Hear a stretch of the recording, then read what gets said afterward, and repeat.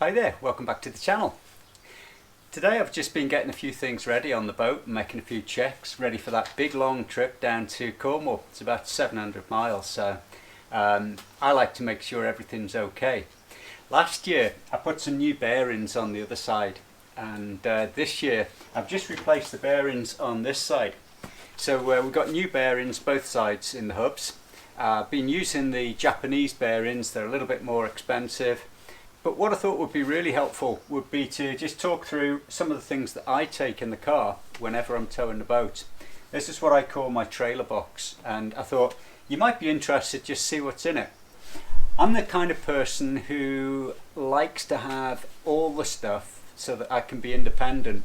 So if we've got a problem, I can stop at the side of the road and I can fix it. I don't have to wait for the RAC. So I make sure I've got everything. I also make sure that it's good to go before I do the trip, which is what I've been doing today. So, first things, always carry spare wheel. When I had the 8-inch wheels on the trailer, the little wheel fitted on here quite nicely, but this one is just way too big to actually get in on underneath the trailer. So now this has to live in the back of the car when we're towing. But that's no bother, it's a big enough estate car. So we've got a new wheel and tyre there, and I've already got it inflated to the right PSI for the weight of the boat on the trailer. This is one of the 10-inch wheels, and if you remember from a few videos back, I upgraded the wheels on the trailer to the 10-inch wheels, and I have been out with the trailer, I have given it a tow, and it certainly seems to ride a lot better. It gives the boat a much smoother ride. It's going to mean that the bearings rotate a lot less on the way down to Cornwall. So fingers crossed, we won't have any bother. That said, I've not had any bother the last 4 times I've gone down there. So touch wood, it'll stay the same. So what's in the box? What's in the box? Okay, in here is all my spares really, the just in case stuff. So I always have a pair of gloves because a lot of the jobs are quite mucky. I've got a spare winch strap. It is an old one. I fetched it off my other boat, and it just means that if we've got a problem with the winch strap, we can just quickly replace it. If I'm on the slipway and I get a breakage, I can do a quick replace, well, a quickish replace, but be able to get the boat back onto the trailer. So the winch. I also carry my grease gun, and in here is the heavy duty grease.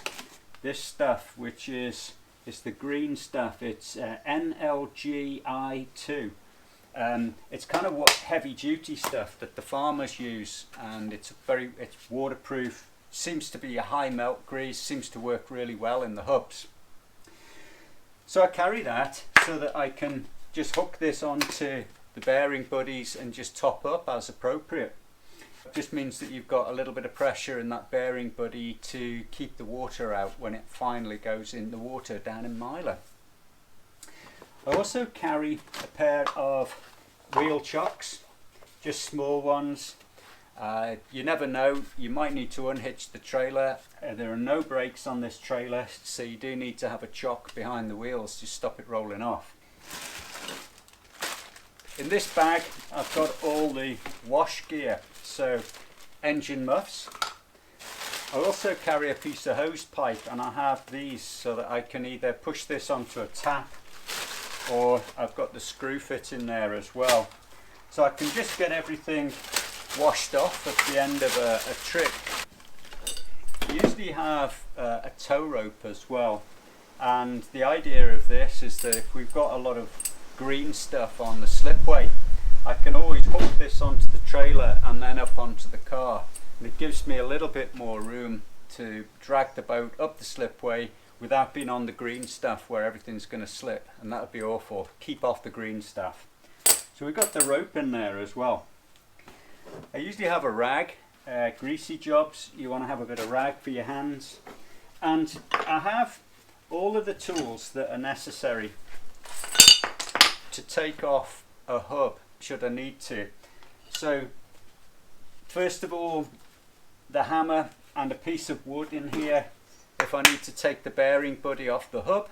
That's on an interference fit, it's not a screw fit, so you just have to tap it all the way around to remove it. We've got a hammer. You also need some pliers to get your split pin out of the castle nut. You need the devil's tool. I don't normally recommend an adjustable, but we do need a tool that is versatile in the boat box. And this is just to get the castle nut off. Then you can get your washer off and you can take the hub off the shaft. Apologies for some of the traffic going past. Got some roadworks today, so they're sending them all past our house, I think. The next thing we've got is a box, and it's got all sorts of essentials in. So I also have an LED light board, but in the old days I had the standard bolts in it, and I've got a little trailer that I take down the tip, and I just keep these in there just for the standard light bulbs. But I have all sorts of nuts and bolts in here, a spare castle nut just in case, a spare washer, we've got spare split pins. So I've got enough stuff here that if we have a problem I can put things back together again. I'll just show you in here. This is a bag of bearings. There are new bearings in here, and there's also some bearings that I've taken out that are only part used. If I had a problem and needed to get going again, they'd definitely get you home, and then I'd probably replace them for new. So they are part worn, but I still keep them in the boat box. The other thing that I have in here is a complete hub. So I've got a complete hub, bearings, wheel nuts, the cap that goes on, another castellated nut, and all the parts. That's a hub that has been replaced. It wasn't too worn, but I thought, well, I'll keep the old one, and then if I ever lost a hub, one came off or something, I've got all the parts to put another hub back on. It will probably take me in the region of about 20 or 30 minutes to take a hub off, put the wheel back on and be on the road again. So I think it's good to have that. So I've mentioned a bit about the hubs and the bearings, and I did say that I'd probably try and get a video together of how to change the bearings on an unbrake trailer. I have actually done the job. I needed to get it done. I didn't want to be bothered getting the camera, the tripod, the lighting all set up. I just needed to do the job. But I can quickly run you through very, very simply what's involved here, because I've got the parts. So if you've got an unbrake trailer, which is like this one, it's so simple. If you've got a bigger trailer with brakes on, then you're in for a lot more joy to actually start to fix those. So with an unbrake trailer, these are what they call 4-inch hubs. They're called 4-inch hubs because the distance from the center of these two studs is 4 inches. There's something called a pitch circle here, and that's how you actually work out what your distance is between these two. You can actually measure it carefully. So these are 4-inch on here, and that equates to the holes in the wheel here. They've also got a little cutout on the wheel for the grease nipple. I don't know if you can see that there. You can also get these almost identical, but they're 100 millimeters. They're not interchangeable, so you do actually need to know what the pitch circle is and what that distance is to be able to purchase the correct ones. But on an unbrake trailer, you've just got the hub unit here, you've got your wheel nuts, you've got your grease nipple on the top, and then inside you've just got a couple of these bearings, these roller bearings. They just actually fit inside here. There are two styles, and the one at the back has that rubber washer that is actually supposed to keep the grease inside and keep the dirt out. And on this side it's secured. Let me just put that on a rag. On this side it's secured with castle nut, washer and split pin. When you slide the hub onto the axle, you then place a washer onto the stud, and then the castle nut. I think you can just about see that, hopefully. It's got little cutouts on it.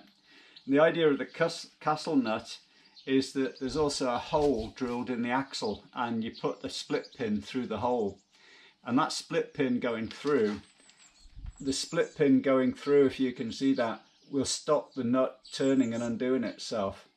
So between the washer and the nut, that's what holds the hub and the bearings onto the axle shaft on the trailer. It's very, very simple, very simple to replace. It's you shouldn't be fearful of getting stuck in to do that. The final thing in here is, once you've put all that on, you can put the top back on. I don't actually use these because I have the bearing buddy on here as well. But once this is put on, you can put your grease gun on there, pump this full of grease, and it's good to go for a long time. As I say, I use Japanese bearings in here. You can use the cheaper ones if you want, but you're just going to have to replace them more frequently. So that's the actual hub, and as I say, I keep one of these in the boat box. What's this? Well, this bag here, I put in the tow ball cap. So when you take the cap off the tow ball, it's greasy inside. I just poke it in here out the way. Just keeps it nice and neat out the back and doesn't get grease all over the back of the car. I carry spare straps. So we've got the strap here, but I've got a spare, and also have the spare ratchet. Again, just in case we get a failure or something looks as if it's not what it should be, I've got another strap. So we've got the strap up the front, one in the middle as well. So 2 straps on the boat. I've also got another little strap tucked away in here, just a lightweight one if you need to tie something down. I like to carry my own pump, just so I can inflate tyres, just to check things. I usually check them before I go away, but again, plug it into the cigarette lighter thing in the boot of the car. You've got a pressure gauge here. We can just get things pumped up if we need to. Everybody needs multi-purpose gloves. They're horrid to work in, but they are really disposable. They're quite tough, these as well. So if you're doing greasy jobs like changing a hub or something like that, we've got some gloves there for that. Yet another strap, just in case. I must be expecting the worst. I also have a few fittings for the trailer. These U-bolts. So for things like this, if we need to just repair something, if something breaks, you can at least try to put things back together with these extras. So usually carry a few of those with me as well. I also have a second grease gun. You must think, oh, he's over the top with all this. The first grease gun has got the thick trailer wheel axle grease in it. This one's got the white grease. So if you need to just put a little squidge on any of the grease nipples on the outboard motor, then we can use this one for that. So that's what that one's for. Finally, just a few bits and bobs that I use on the trailer. So little light covers, things like that that have been replaced in the past. I just keep the old ones in here as just in case. A few bungee cords just in case things break. Whilst we're up at the front of the boat, it's worth mentioning that the jockey wheel here is a solid tyre. I did have a pneumatic tyre on there. When I first got the boat and replaced the trailer, I put a pneumatic tyre on. I don't think I had more than a season out of that before it went flat, and it was a real pain trying to manoeuvre the boat around with a flat tyre on the front. So I bought this one. It's a solid tyre, and I've not had any further problem with that. So this is what I carry with me. It all goes in the box. Now, as long as I know I've got the yellow box, the trailer box, and the spare wheel, we're good to go. We've got everything that we actually need to do some replacements and things en route. I've also got a few things that are not in the yellow trailer box that I keep in the back of the car, and they are, so we've got a little 1.5 ton hydraulic jack, which I can use just to get the trailer off the ground if I need to change a wheel. The other thing that's worth having, and this is mainly for the car but it's useful on the boat, is one of these wheel nut wrenches.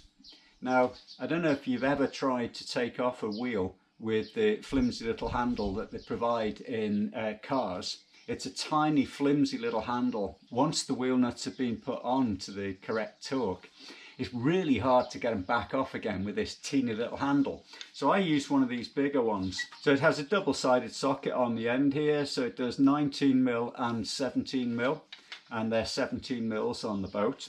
The other advantage of it is that it is telescopic, so you've got a lot more leverage to actually get the wheel nuts undone. So the last thing I want to show you is these. And these are like a get you out of trouble. I keep them in the car special. So let's see if I can get them out. Yeah, here we go. They're called snow tracks, and there's two of them. Let's put one on that side. What happens with these is that you can fold them out and you can stuff this underneath your car wheel. So if you've got wheel spin, say you're trying to drag the boat up off on a beach or on a shingle, and you're getting a bit of wheel spin, if you stop before you spin the wheels so much that you dig the car in, pop these, shove them underneath the wheel, and as you then accelerate to carefully move forward, the vehicle, your tyre will come up onto these and it'll give them that bit of traction. And just that sort of half a turn of the wheel often is enough to give you some motion to get you going forward again. So they're worth having, and you can repeat the process. So if you're here and you go forwards and then you start spinning again, stop, move these back, off you go again. They're really tough. They don't look as if they've been used, but they have been used. So I keep those in the back of the car. They have been used in snow. I haven't had to use them for boat launches just yet because I've tended to use concrete slipways, but keep those in the back of the car as well. I just thought it'd be quite handy that you could see what was in the box, what sort of things I take with me. If you're about to do a big journey with your boat and your trailer, I hope this is helpful to you. Just shows you what I carry. You may not need to do that. You may feel that your trailer's a nice new trailer and you don't need to do anything with it. I like to have all the bits.